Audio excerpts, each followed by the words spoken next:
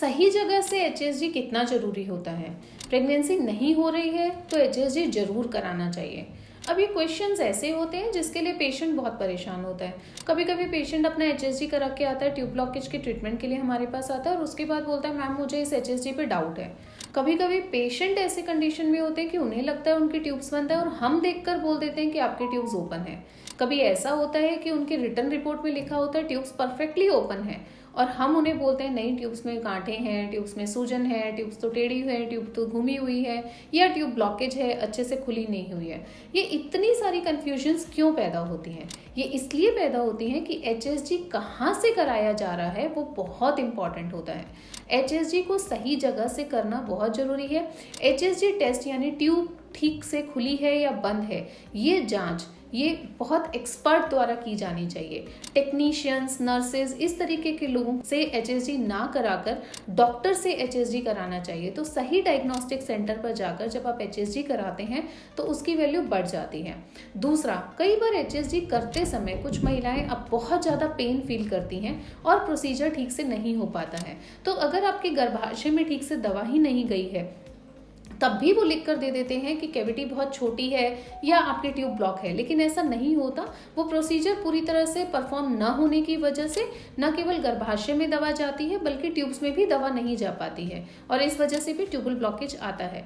इसलिए एचएसजी का सही जगह से करवाना, सही रिपोर्टिंग होना, दोनों ही बहुत इंपॉर्टेंट है। कभी कभी एचएसजी की फिल्म बहुत अच्छे से ओपन ट्यूब्स दिख रही होती है लेकिन रिटर्न रिपोर्ट में ब्लॉक आ जाता है क्योंकि रिपोर्टिंग सही नहीं होती। कभी आपकी ट्यूब्स में बहुत ज़्यादा सूजन होती है, कभी कभी पानी भी होता है। जैसे अभी हमने एक बहुत हाई प्रोफाइल पेशेंट की ट्यूब्स देखी थी जिनको 2 साल से प्रेगनेंसी का ट्रीटमेंट चल रहा था और जब उन्होंने एचएसजी का फिल्म मुझे दिखाया तो बायलेटरल ट्यूब्स पूरी तरह से डैमेज थी, हाइड्रोसेल्पिंग्स था उसमें और उसकी वजह से वो ट्यूब्स इतनी भी नहीं थी कि हम उनका कुछ ट्रीटमेंट कर पाते। एंड वी टोल्ड हर कि इसमें नहीं हो सकता। फिर उन्होंने जब और डॉक्टर्स को दिखाया, इनफैक्ट एम्स तक भी जाकर दिखाया, तो उन्हें वो सेम कंक्लूजन मिला। जस्ट बिकॉज वो रिपोर्टिंग ठीक नहीं थी और रिपोर्टिंग में लिखा था कि ट्यूब अच्छे से ओपन है, उनके पूरे 2 साल खराब हो गए। तो इस तरीके से मैं आपसे कहना चाहूंगी कि एचएसजी का सही रिपोर्टिंग होना, किसने उस रिपोर्ट को ठीक से पढ़ा है, ये पढ़ा होना और आपके एक्सरे अच्छा निकलना, प्रोसीजर ठीक से परफॉर्म होना, ये तीनों ही चीज़ें बहुत इंपॉर्टेंट हैं। और क्या एचएसजी का टेस्ट बहुत ज़रूरी होता है? बिल्कुल ज़रूरी होता है। कई बार पेशेंट्स को हमसे पहले भी कई डॉक्टर्स ने लिखा होता है कि आप एचएसजी करा लो और आप केवल डर की वजह से कि दर्द बहुत होगा एचएसजी नहीं कराते हो। एचएसजी या तो आप एनेस्थीसिया में करा लीजिए जिसमें बिल्कुल पेन नहीं होता है, या फिर आप डिस्पोजेबल कैनुला से करा लीजिए, बैलून कैथेटर से करा लीजिए जिसमें बहुत मिनिमल पेन होता है। दोनों ही स्थिति में आप एचएसजी के जो एक भयावह स्थिति है उससे बच जाते हैं और ये टेस्ट करवा पाते हैं।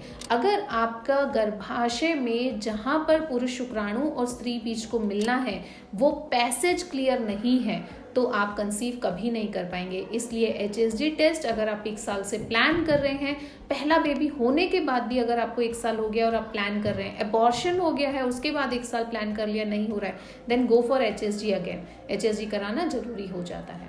धन्यवाद।